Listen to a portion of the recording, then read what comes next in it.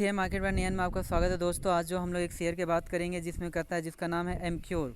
यानी कहता है इस शेयर का नाम है कहता है कि एमक्योर फार्मास्यूटिकल एलटीडी है, जिसको एमक्योर के नाम से आपका ज़्यादा फेमस है, जो आज के डेज में आपको कहता है कि 6% के आसपास में आपका पॉजिटिव रिटर्न्स आपको देखने को मिल रही है।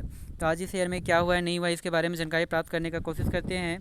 तो आज के डेज में यदि देखा जाए तो आज के डेज में यहाँ पे कहता है जो आपका कहता है मार्केट जब ओपन हुआ था तो 1350 के आसपास से बनाया था, जो 1350 के प्राइस को तोड़ने के बाद ये आपका 1400 के लेवल को भी टच किया।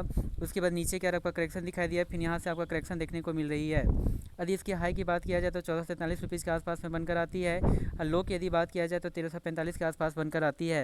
यदि इसकी मार्केट कैप की बात किया जाए तो 26,000 करोड़ के आसपास में बनकर आती है, और पी रेशियो की बात किया जाए तो 45 रुपीज़ के आसपास में बनकर आती है। यह कंपनी आपका डिविडेंड आपका नहीं देती है। यदि वहीं पे बाउनिक हाई की बात किया जाए तो बाउनिक हाई जो आपका बनकर आई है 1580, यानी हम लोग कह सकते हैं कि यह जो आपका शेयर है 1580 के आसपास में, यानी कि बाउनिक हाई के आसपास में इर्द गिर्द में आपका घूम रहा है। बाउनिक लो की बात किया जाए तो 1225, यानी दोनों के बीच में यह शेयर अभी ट्रेड कर रहा है। तो इसे क्या करना चाहिए, तो इसमें एक टारगेट प्राइस और साथ ही साथ स्टॉप लॉस को भी बात किया जाएगा।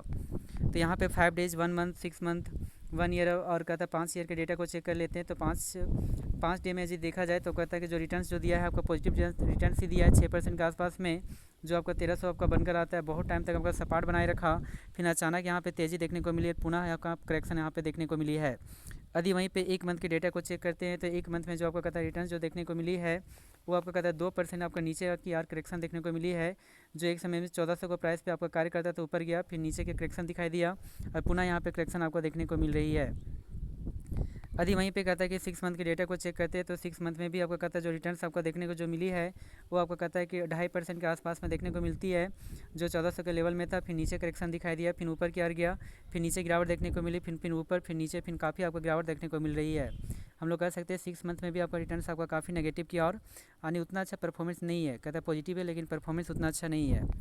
यदि वहीं पे कहता है कि 1 साल के यदि डेटा को चेक करते हैं तो 1 साल में जो आपका कहता है जो रिटर्न्स जो आपका दिया है 1 साल में जो यहाँ पे देखने को मिल रही है, तो 1 साल में क्या है, ये आपका हाल फिलहाल में ही आपका आईपीओ लॉन्च हुआ है।